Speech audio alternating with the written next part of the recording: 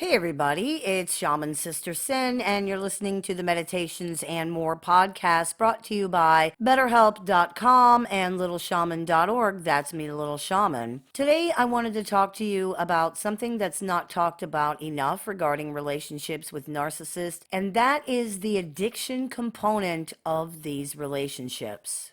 Many people have stated that they feel like they are addicted to the relationship or even to the narcissist themselves. While it is not the case that people are addicted to the narcissist, there is an addiction involved in these relationships. It is an addiction to the drama cycle of the relationship. This is a component of what are known as trauma bonds and is perhaps one of the most important yet most ignored aspects of the relationship as a whole. People are continually frustrated and even judged for having such a difficult time exiting the relationship, and a lot of it is related to the addiction aspect here not being understood. The addiction aspect works in the brain in a similar way to opiate addiction and appears to be almost identical in form and function to an addiction to gambling. Gambling creates patterns of operant conditioning and schedules of intermittent reinforcement that can create an addiction, particularly when coupled with existing vulnerabilities of some kind, such as beliefs surrounding our ability or responsibility to cope with and manage toxic relationships, ego narratives regarding losing or failing, and more.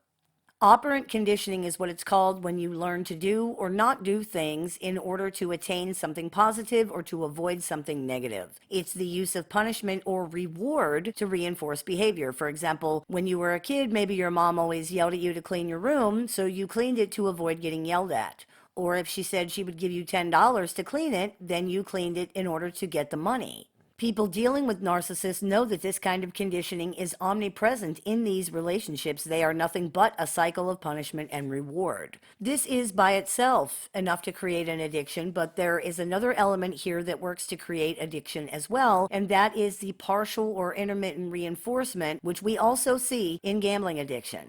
When you gamble, you aren't rewarded every single time you play, but you are rewarded enough to convince you that if you keep playing, you will be rewarded again. This is the intermittent part of intermittent reinforcement, which means that the reinforcement, the punishment or the reward, does not come every time you engage in the behavior. You don't know how many times you're going to have to pull the lever before you're rewarded. It could be 5, it could be 50, it could be 500.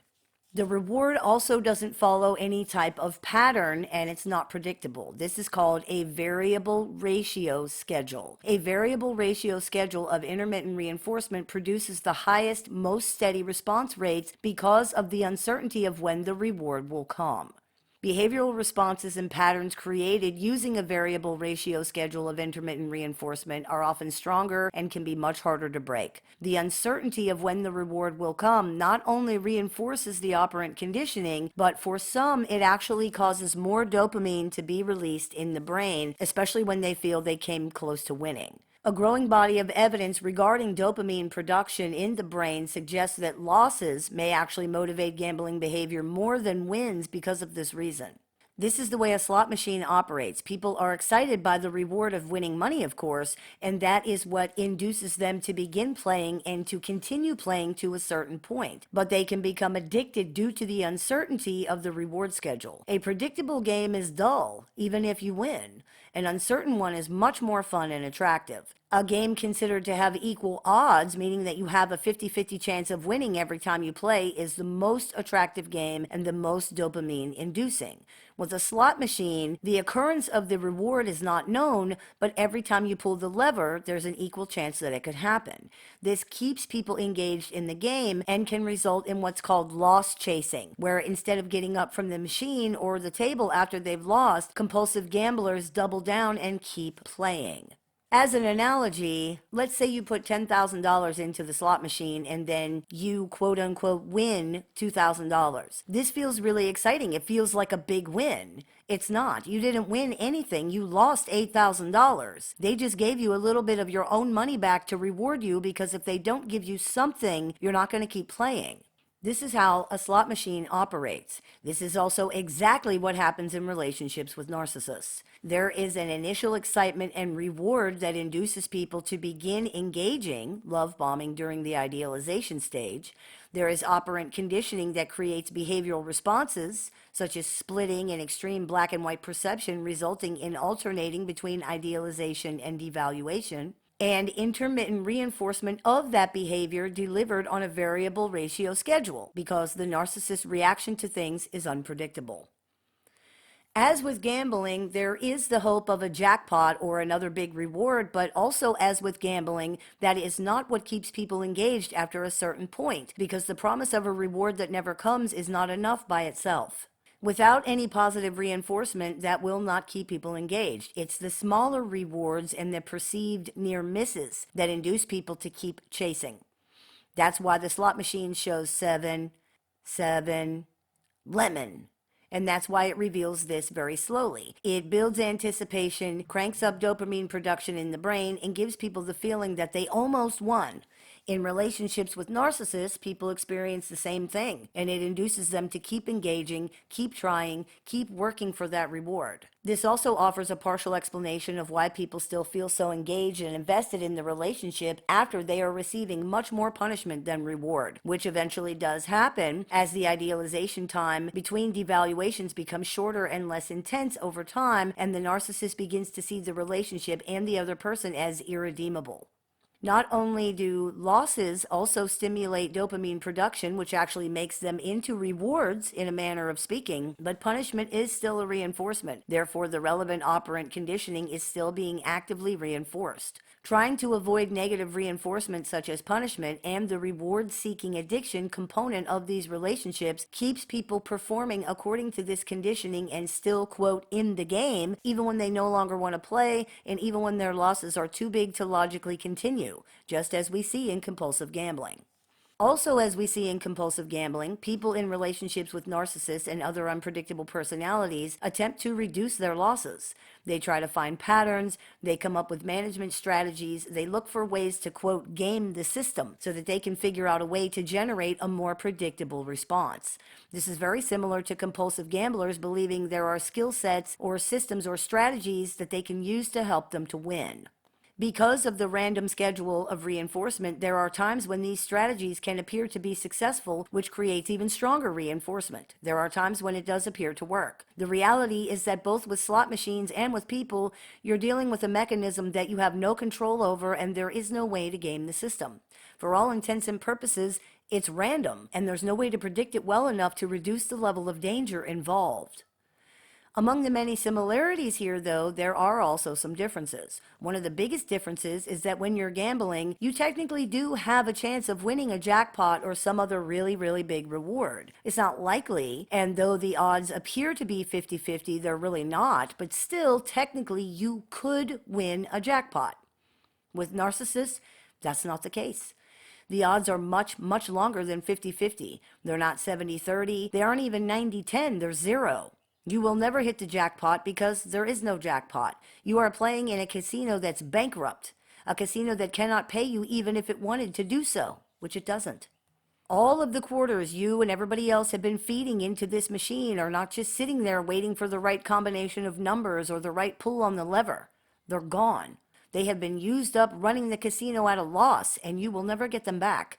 You will not recoup your losses, you will not break even, and you damn sure ain't winning no jackpot. The best you can hope for is that you don't walk out of this bankrupt casino, now bankrupt yourself, with everything that you've put into it gone to keep it functioning so other people can come lose their investments too. Another difference is that when you're gambling in a casino, you're gambling with money. In a relationship with a narcissist, you're gambling with things much more valuable than money. You're gambling with your future, your happiness, your energy, your peace. You're gambling with your life. Get up from the table. It's hard, it's painful, but get up from the table. You don't have to play. This is another reason why no contact is so important. As long as the operant conditioning is still active, and it is if you're interacting with this person, and as long as intermittent reinforcement is still offered on a variable ratio schedule, and it is if you're still interacting with this person, then this situation is very difficult to break out of. We have to act against the conditioning in order to break it, and when it's still being continually reinforced, this is extremely challenging. When we've been dealing with narcissistic people, we are confused, bewildered, upset, gaslit, It's very important to learn what we're dealing with and to understand why narcissists behave the way that they do, but after a certain point, that's not enough. We also need to understand what's going on with us and why we are making the choices that we're making too. That is arguably more important to understand in the end because it's the thing we actually have power over. The reality is that once we can understand these things and once we're able to then work on our own stuff, it eventually won't matter what narcissists are doing or why, because it won't affect us in the same way anymore and we won't keep feeling the same pull to engage with them. In other episodes of this show, the statement has been made that the biggest battle we face when dealing with narcissists is not with the narcissist, it's with ourselves. Not only is that the reality of the situation, it's also the only battle that's actually worth fighting here. Attempting to fight narcissism in your life or in society by engaging in battles with toxic people is a gigantic waste of time in so many situations. Most of the time, it's not only totally pointless, but often it actually makes things worse for us. We end up engaging in behavior we would not have otherwise engaged in because these relationships generally bring out the absolute worst in everyone involved. There's a quote by Nietzsche that is very relevant here. Whoever fights monsters should see to it that in the process he does not become a monster. And if you gaze long enough into an abyss, the abyss will gaze back into you. This means that when we're engaging with someone or something that is horrible, even if we're in opposition to it, we run the risk of becoming horrible ourselves if we're not very careful. And the longer we do that, the higher the risk becomes. Even the most moral, ethical, kind-hearted, wonderful, empathetic person will eventually be corrupted by a toxic environment if they are in it long enough. To use a spiritual metaphor, engaging with the devil on the devil's own turf is not a good idea, and it is for this very reason. If we want to fight toxic narcissism on a spiritual and societal level, then we need to each battle our own egos. That is where true change really comes from for us and for the wider world around us. I hope this clears a few things up for you. As always, I look forward to your comments, questions, and suggestions, so please keep those coming. I take appointments online, over the phone, via text, via messenger, via email, and through Skype worldwide. So if you're interested in speaking with me one-on-one, you can visit littleshaman.org to do that. I teach workshops, seminars, and clinics multiple times throughout the year. So if you're interested in seeing what we are running this month, you can visit littleshaman.org to do that. And if you're interested in joining our support group with twice weekly meetings, access to exclusive content, a group chat, and more, you can visit littleshaman.org to do that as well. You've been listening to the Meditations and More podcast brought to you by betterhelp.com and littleshaman.org. That's me, Little Shaman. May the Great Spirit bless you. Have a wonderful day.